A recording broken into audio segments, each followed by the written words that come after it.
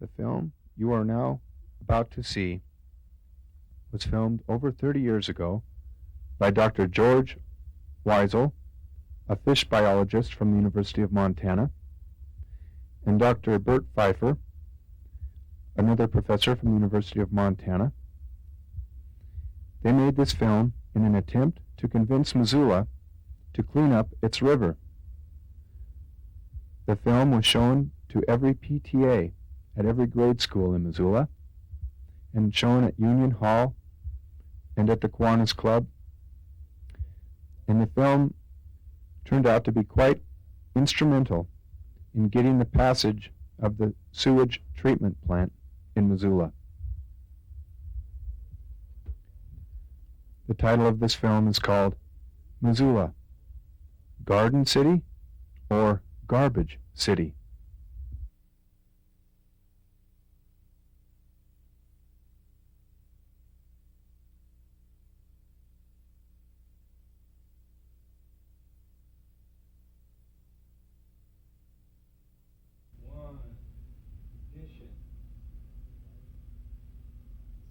The following is a comment from Kim Williams in 1982 and is read by Betty Tomlinson.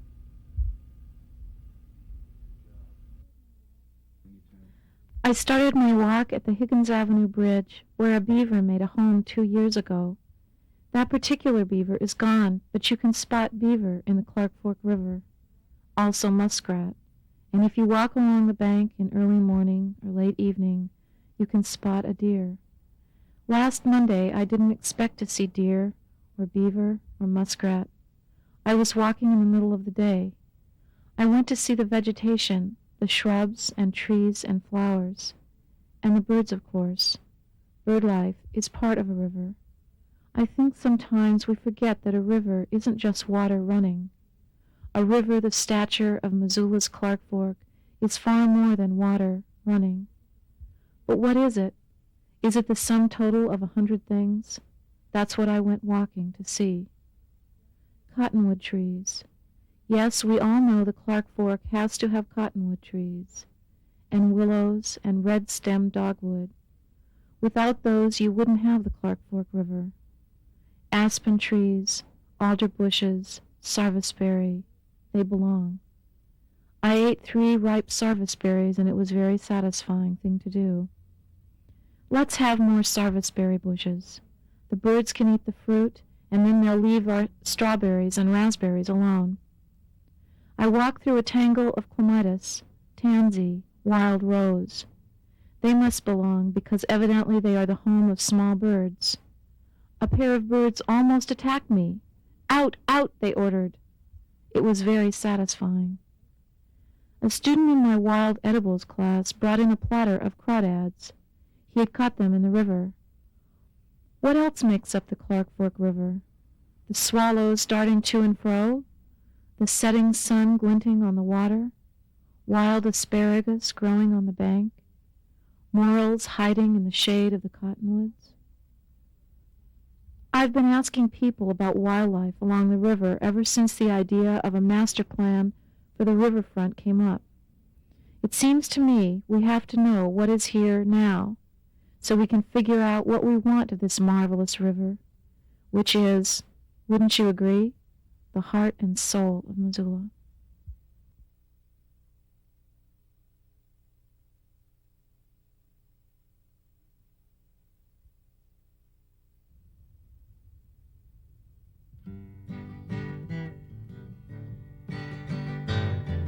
Manifest destiny ain't had a rest ever since Horace Greeley said, young man, go west. So we've chewed up the mountains and spit out the plains while we get indigestion with each acid rain. It's gotten so bad the West ain't any place. I'll ask you, how are you? And you stare into space. What's left of the West where we've already been? So Alaska, Hawaii again. Honolulu's no Lulu, Fairbanks ain't so fair. Take a sip of the water take a whiff of the air, take some pictures of the wildlife, take a leak in the stream, take a jet back to Cleveland and dream. If trees went to Congress and forests could vote, our chances of survival might not be so remote. But since we don't give a damn as to who they'd elect, their absentee ballots are the greenhouse effect. What's a boatload of timber? What's the whole human race? I'll ask you, how are you? And you stare into space. What's left of the West where we've already been? So Alaska, Hawaii again. Honolulu's no Lulu, Fairbanks ain't so fair. Take a sip of the water, take a whiff of the air, take some pictures of the wildlife, take a leak in the stream, take a jet back to Cleveland and dream.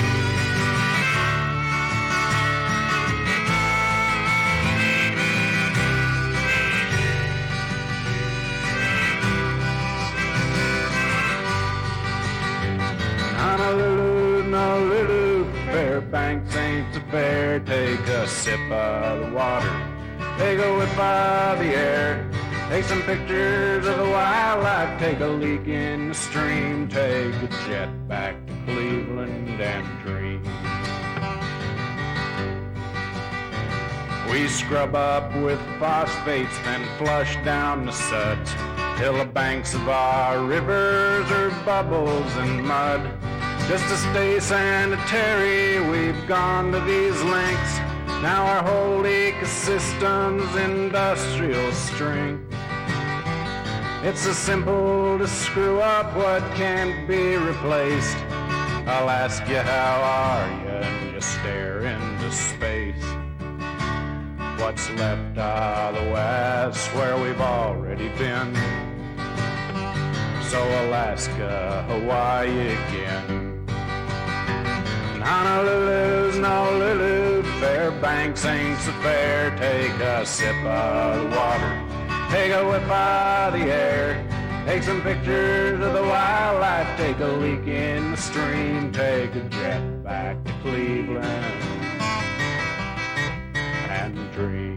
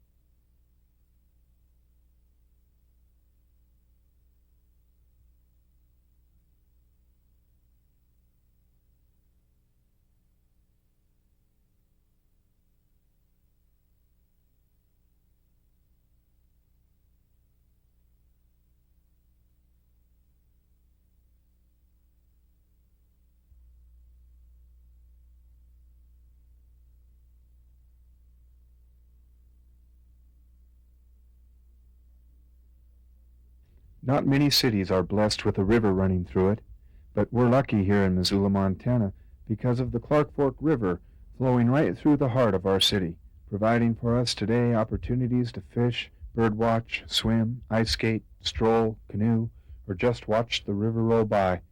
And more than ever, the people who live here are falling in love with the river. But such was not always the case.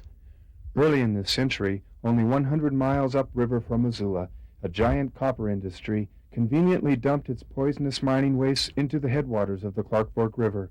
Consequently, for the first half of this century, the upper Clark Fork River was virtually devoid of life.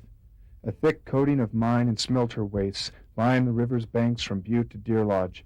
Copper salts turned the stream banks and even the bones of dead animals an iridescent blue-green in the parching summer sun. Plants could not grow on the stuff.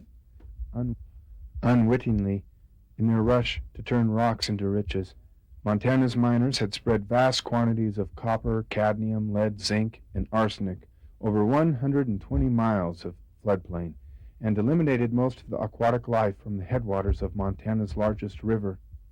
In the 1950s, the Anaconda Copper Company began to experiment with settling ponds at Warm Springs to keep some of the mine and smelter wastes out of the river.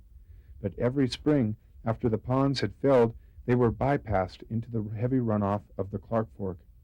Residents of Missoula, 120 miles downstream, still remember the weeks in the 1950s and 1960s when the river ran red. For this reason, some people nicknamed the Clark Fork River the Red River. The copper industry, however, wasn't the only one carelessly exploiting the river. As well, Missoulians' original perceptions of the river were utilitarian. They saw the river as a source of power and a natural benefit to commerce. It served, among other roles, as Missoula's first sewer. The architecture of the buildings along Missoula's West Front Street speaks volumes about the town's orientation toward the Clark Fork. Their backs are toward the river, making the disposal of the day's trash all the easier. John Toole, former mayor of Missoula, remembers the days when the river was a handy dump. As Mr. Toole recalls, trucks would pull up on the Orange Street Bridge to heave refuse onto the river's banks. When spring came, the river would rise with snowmelt and the garbage would go away.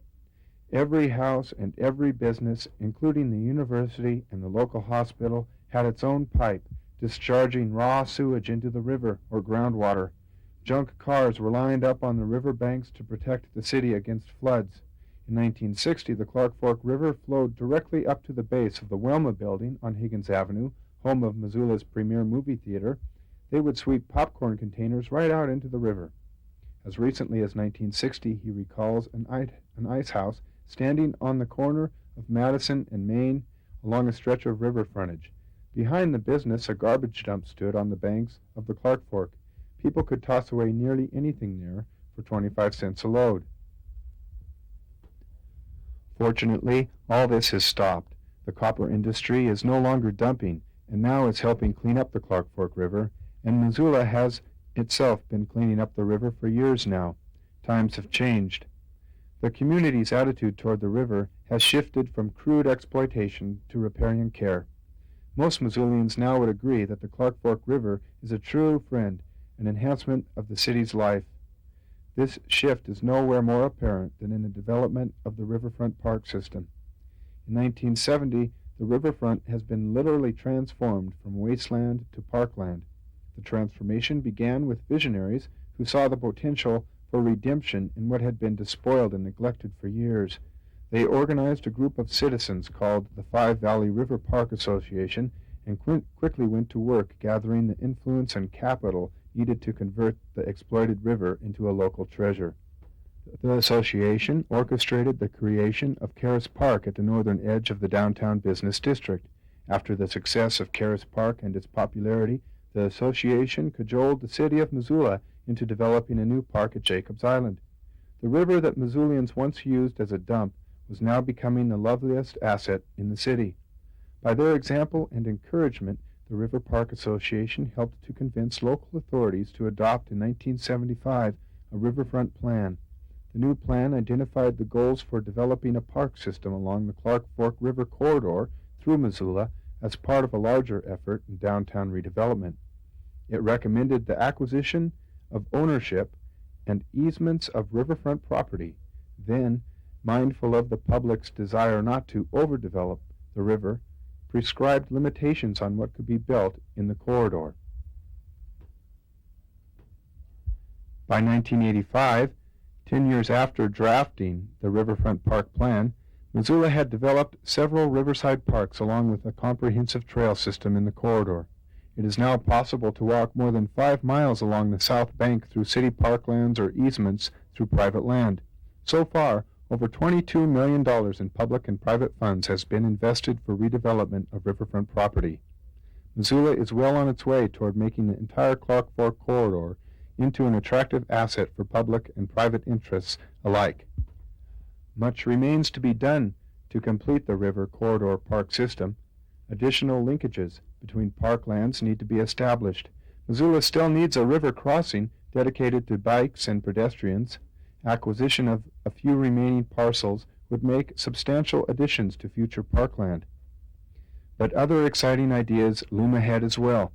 A group of business people and recreationists have been discussing ways to encourage greater use of the recreational potential of the Clark Fork as it flows through town. A kayak park, boat and raft access, enhanced fish habitat, and the removal of debris to improve swimming are all on the group's agenda.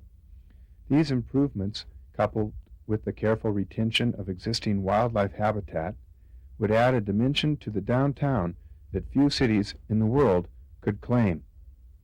Some of the primary goals of the Riverfront Park Plan are to protect and enhance the riverfront lands, shores, and water. Also, to promote water quality programs and wildlife enhancement efforts. Unfortunately, much of the open space that was originally obtained as wildlife habitat, both in the sense of funds to purchase it and in the sense of maintaining it as a wildlife resource for the city, much of this land has gradually become converted to people uses, football turf, sports area, benches, footpath, etc.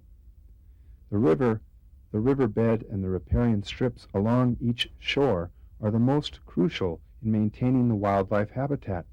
The river itself is a strip of wilderness which extends through the city. It is untrammeled by man. The river, to be complete, includes the shore and the riparian strips.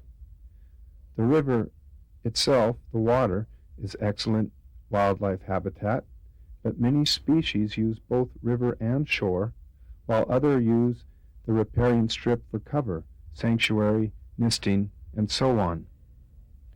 Some of the wildlife that one can expect to see along the Clark Fork corridor in Missoula are beaver, garter snakes, mallard, common merganser, spotted sandpiper, woodpeckers, cliff swallows, fox, squirrels, great blue heron, common goldeneye, painted turtles, belted kingfisher, eastern kingbirds, chipmunks, osprey, and muskrat. For wildlife, the river is very important habitat. The river is not complete without its banks, and we cannot properly take care of the river without more emphasis on the integrity of the shores.